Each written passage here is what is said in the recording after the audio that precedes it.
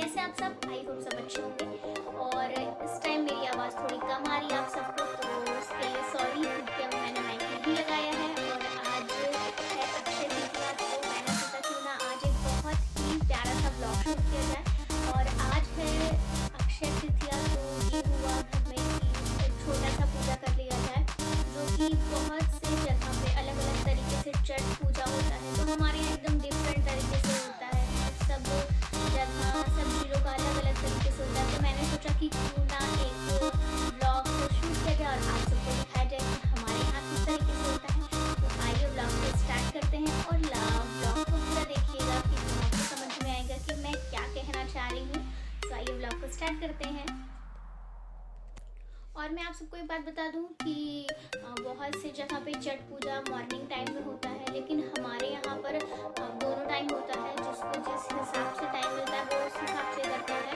हमारे यहाँ शाम के लगभग हो रहा है, तो अभी हो रहा है 2:30-3। तो ये हुआ कि घर की पहले थोड़ी बड़ी सफाई हो जाए, उसके बाद फिर आगे का काम करेंगे। तो वीडियो में लास्ट तक बने रहिएगा। सबसे पहले पूजा में बैठने से पहले रंग लगाया जाता है, जो कि शुरुआत करने से किया जाता है। तो सबसे पहले मैं अपनी बिटिया रानी को रंग लगा रही हूँ, क्योंकि उन्हें बहुत शौक है और में रंग लगाने का। तो सबसे पहले उन्हें लगा रही हूँ। और हम दोनों में बात हो रहा है कि किस तरह लगाना है, किस तरह नहीं लगाना है। वो बोल रही थी मम्मी ऐसे डिज़ाइन बनाओ, वैसे डिज़ाइन बनाओ। मैंने कहा नहीं, ऐसे अच्छा लग रहा है। तो हम दोनों ऐसे करते करते बातें क्लियर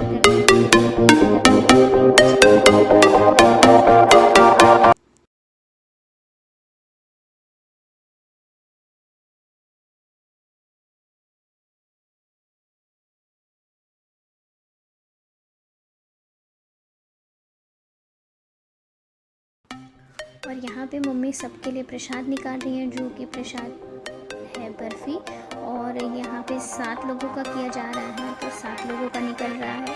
बाकी 14 लोगों का भी होता है, लेकिन ये हुआ कि कोरोना की वजह से कोई आएगा कि नहीं आएगा, इस वजह से केवल घर के ही लोग हैं। तो ये हुआ 7 लोगों में ही कर लिया जाए।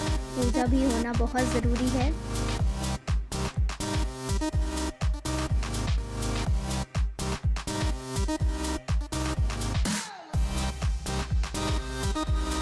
ये पूजा बहुत ही सादगी के साथ किया जाता है। एक थाली लिया जाता है और बोलते हैं कि ये ठंडा पूजा होता है, क्योंकि इसमें दिया वगैरह नहीं जलता, केवल धूप बत्ती ही जलाया जाता है। एक थाली और एक आप कोई कटोरा या कटोरी या कोई बाउल ले लीजिए, उसको रखा जाता है। और यहाँ पे सबसे पहले अर्पण किया जाता है। उसके बाद इसी थाली में ही 7 बार टीका लगाया जाता है। उसके बाद इसमें 2 फूल लौंग चढ़ाया जाता है। लौंग चढ़ाने के बाद धूप बत्ती से माता की आरती की जाती है। और हमारे यहाँ दिया नहीं जलता है, केवल धूप बत्ती से होता है। फिर धूप बत्ती का आचमन करिए और उसके बाद फिर आरती करिए।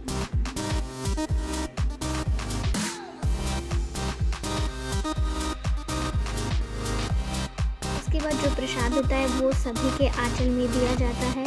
और मेन बात ये है कि इसको हाथ से उठा के नहीं खाया जाता है, इसको डायरेक्ट मुंह से ही खाया जाता है। इसमें हाथ नहीं लगाना होता है। और जो पूजा करते हैं उनका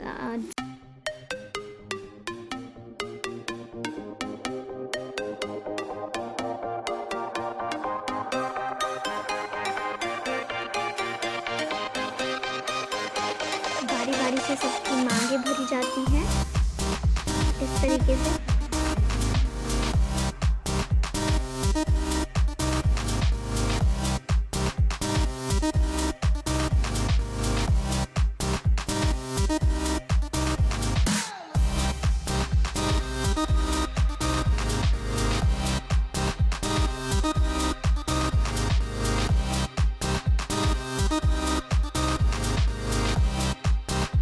सबको सिंदूर लग जाता है, फिर जो पूजा में आया होता है सबको बारी बारी से माता को सिंदूर लगाया जाता है और लौंग चढ़ाया जाता है, पानी का जल दिया जाता है और धूप बत्ती दिखाया जाता है। सबको बारी बारी से करना होता है।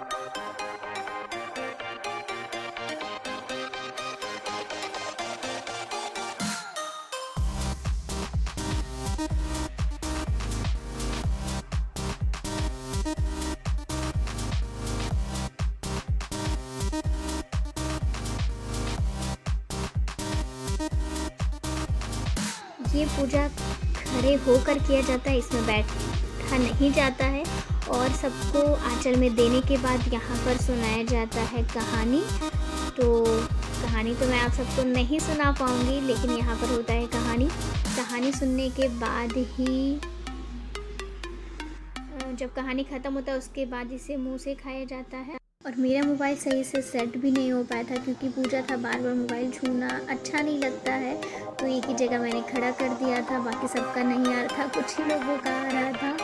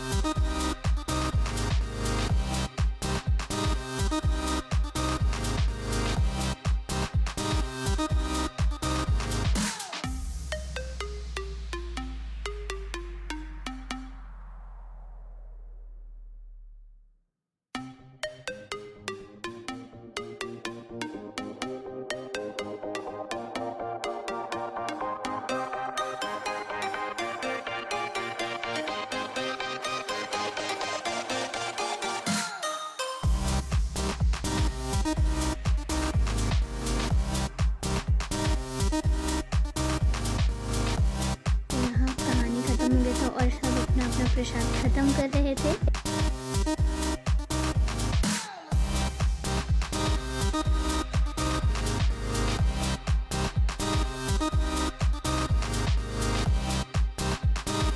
प्रसाद खत्म होने के बाद सब हाथ धुलकर भगवान जी का पैर छूते हैं और जो गलती होती है उसकी क्षमा मांगते हैं। और क्षमा मांगने के बाद ये जो हाथ में सबके है दुनिया, ये जो पूजा कराते हैं उनके आंचल में दिया जाता है। उसके बाद 2 बार फेरा लगाकर फिर सीधे ही अपने घर की तरफ निकल जाते हैं।